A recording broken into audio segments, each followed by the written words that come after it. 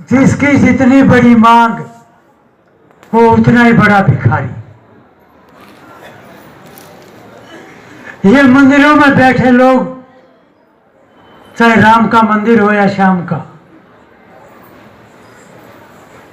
हनुमान जी कहो चाहे शिव जी भोले, एक ने कहा भोलेनाथ, मैंने कहा वो ज्यादा भोला ही था, कोई दिमाग ज्यादा नहीं था, भोला भाला था।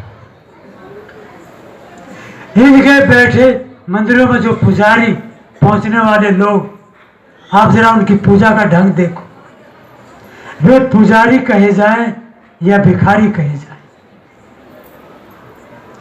पत्थरों की बनी मूर्तियां, आदमी के द्वारा बनाई गई मूर्तियां, जिनमें कोई दम खम नहीं, चेतना नहीं, जानना नहीं। बड़े बड़े लोग, पढ़े लिखे लोग, धार्मिक कहलाने वाले लोग वहां पत्थरों के आगे हाथ जोड़े खड़े। अब उनमें कितना दिमाग माना जाए, आप सोचो तो जरा। दूसरा अध्ययन, एक कमाल और भी देखो। अध्ययन ये कहता है कि आदमी है तो बहुत तेज। वहां पूजा पाठ का सिस्टम क्या है?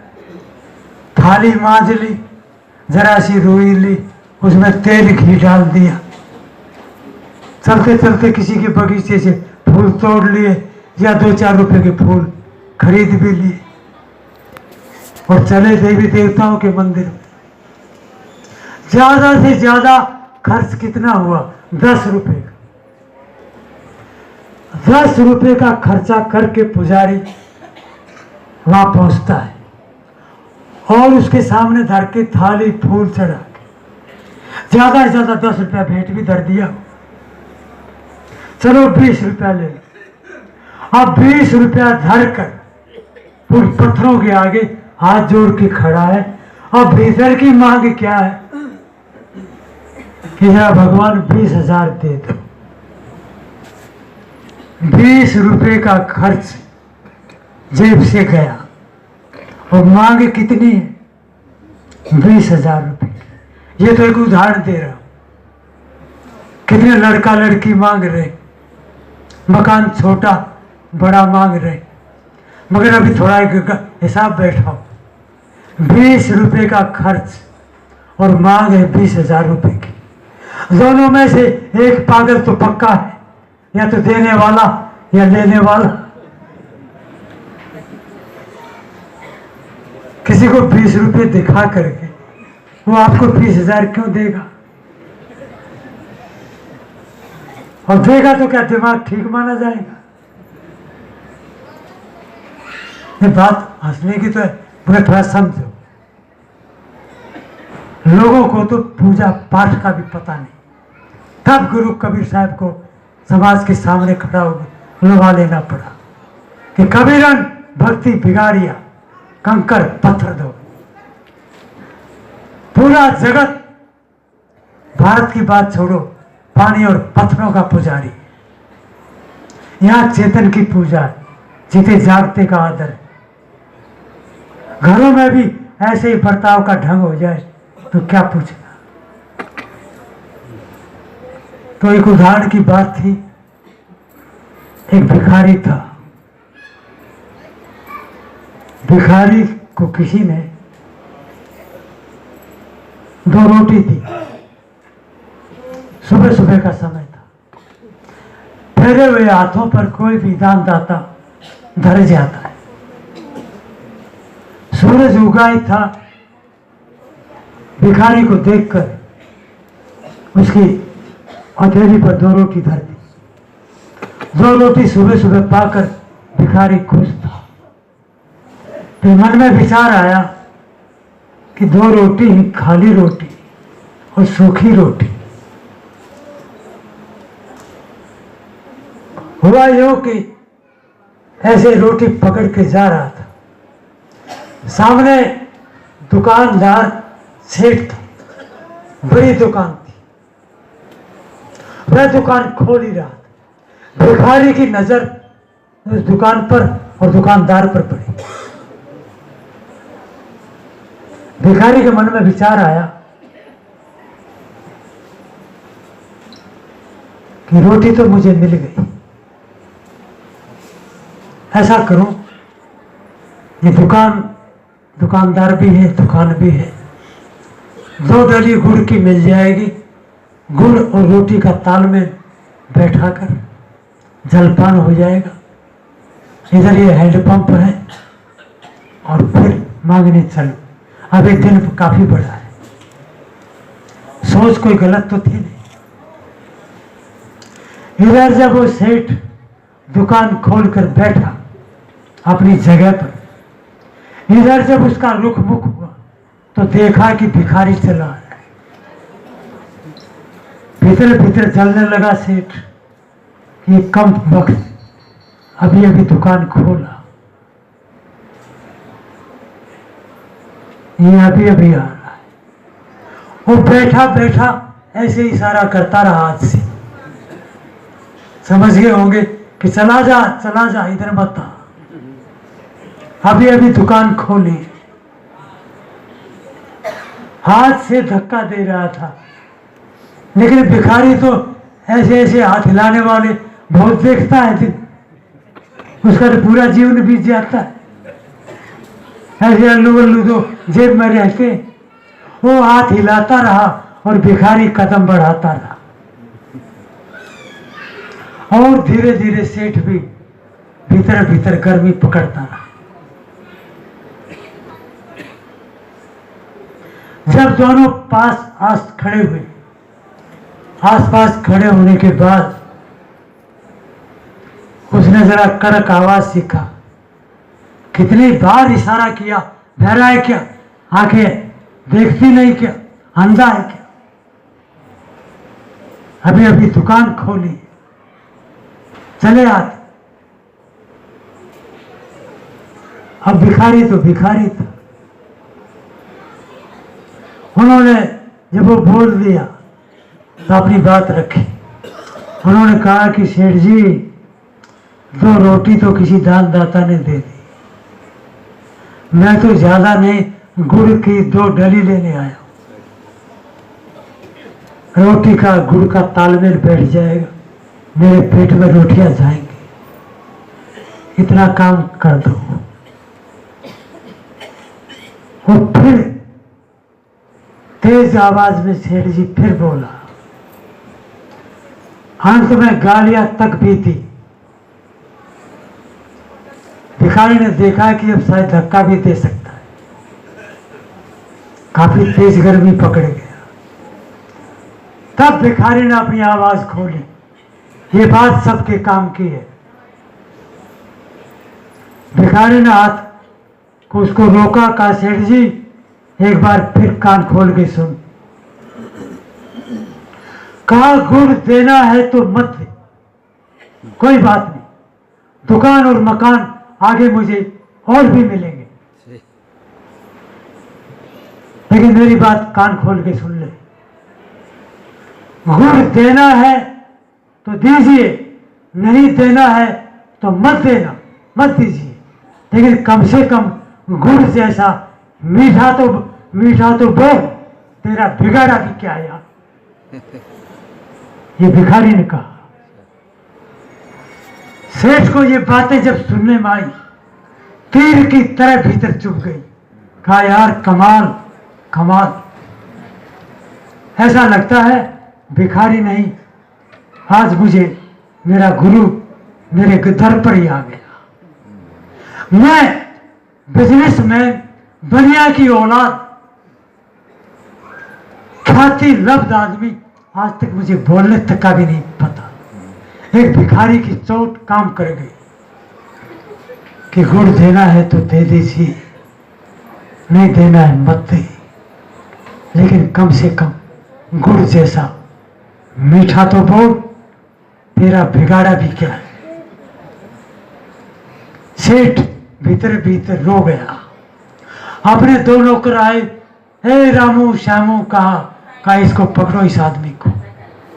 भिखारी वापस चल पड़ा था और उसने कहा कि कहाँ का ज्ञान देने लगा, ये नौकर और पीछे लगा दिए। कहा पकड़ो इसको। अब भिखारी के 23 कदम बढ़े और नौकरों ने जाके दोनों बाजू पकड़ ली। कहा भैया जाने नहीं देंगे, मालिक के नौकर हैं, वापस चलो। कहा सुनो भाई, अब ज़्यादा मुझे भी नहीं बोलना चाहिए था, लेकिन कह दिया, तुम तो यार नौकर हो। कहा नौकर है तभी लेके जाए। भीतर भीतर भिखारी ने सोचा यार बड़ा सत फंसा, ज्ञानी नहीं बनना चाहिए था, ये दोनों छोड़ेंगे नहीं। फिर भी खींच के ले गए दुकान पर।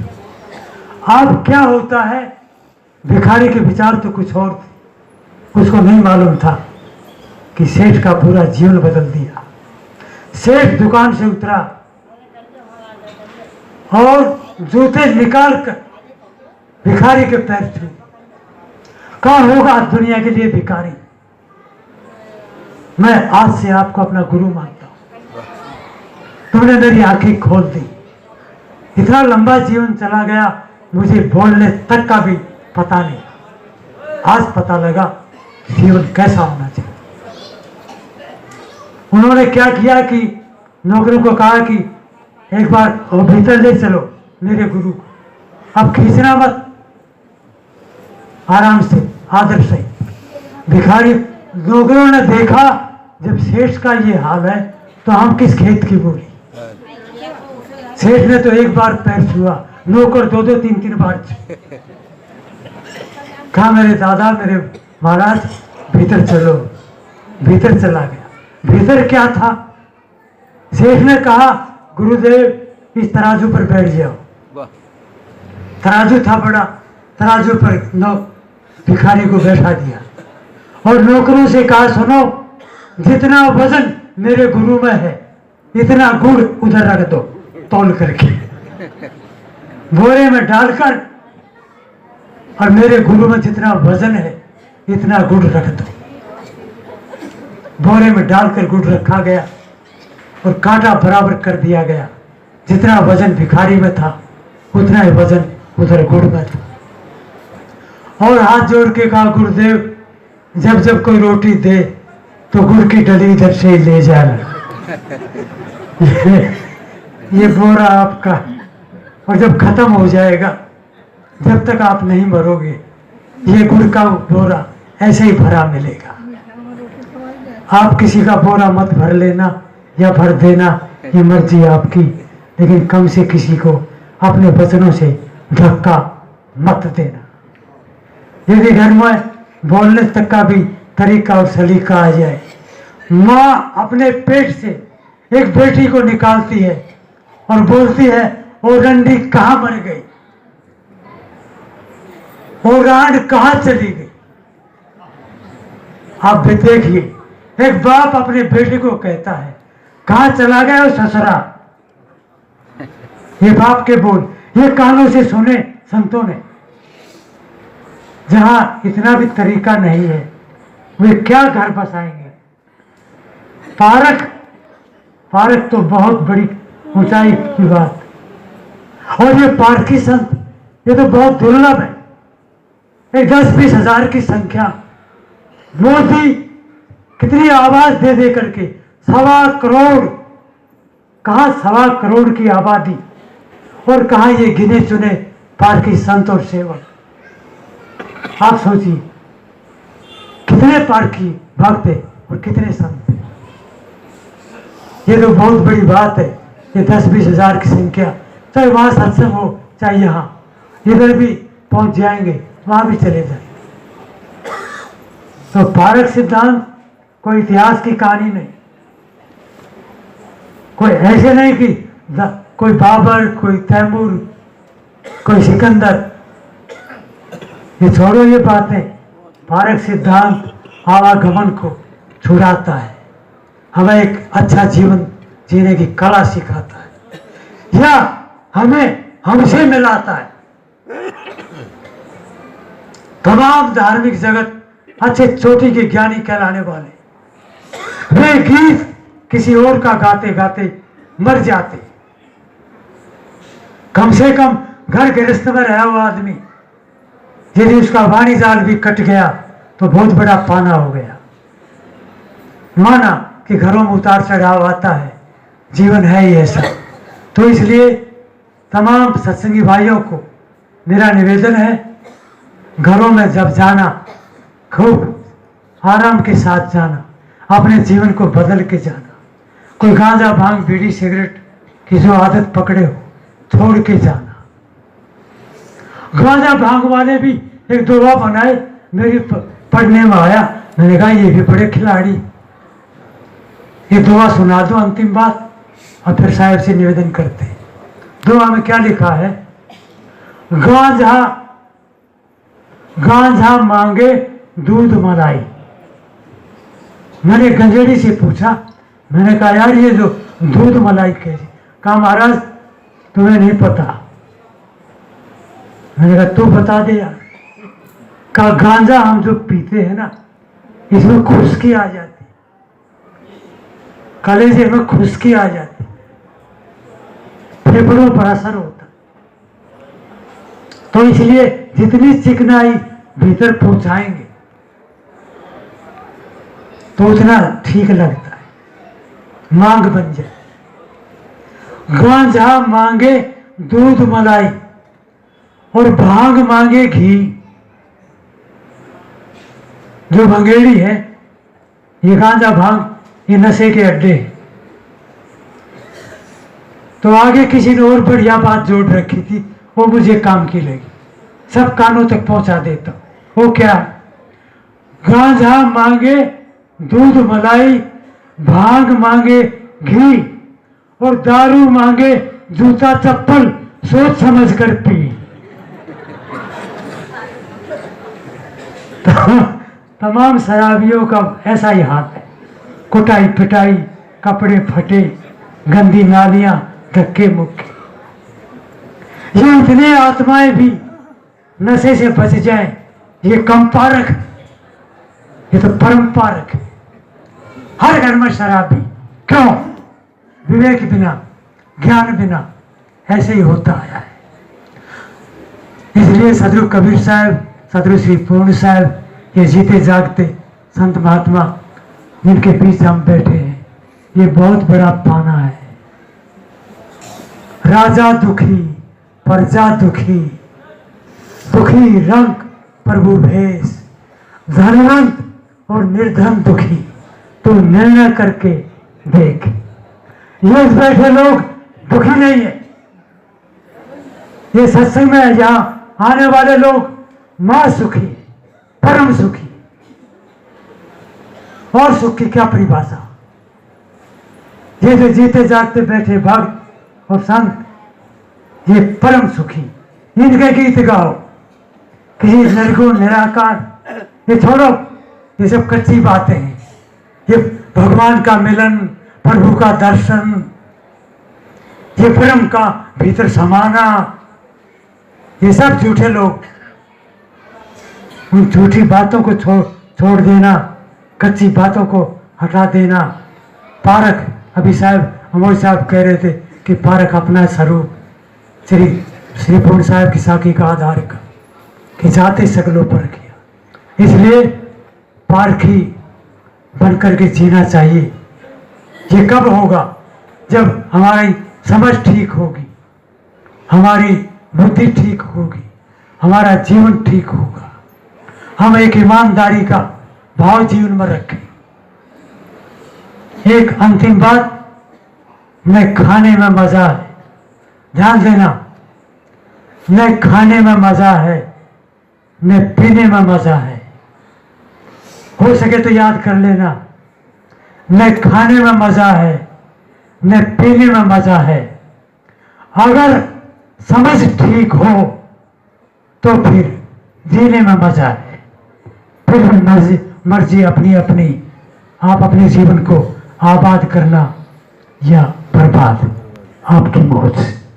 आप लोग बहुत शांति से, बड़े ध्यान से, हंसी खुशी के साथ जैसे अभी बैठे हो, ऐसे ही कुछ देर और बैठना। और पूज्य श्री साहब जी से निवेदन है, सदगुरु श्री पूर्ण साहब जी, श्री कबीर साहब, वो आपको कुछ कहना नहीं पड़ेगा। आप भी अपने शब्दों में अपनी प्रवचन माला को हम तक पहुंचाएं। सदगुरु श्री अपने श्री पूज्य साहिब जी।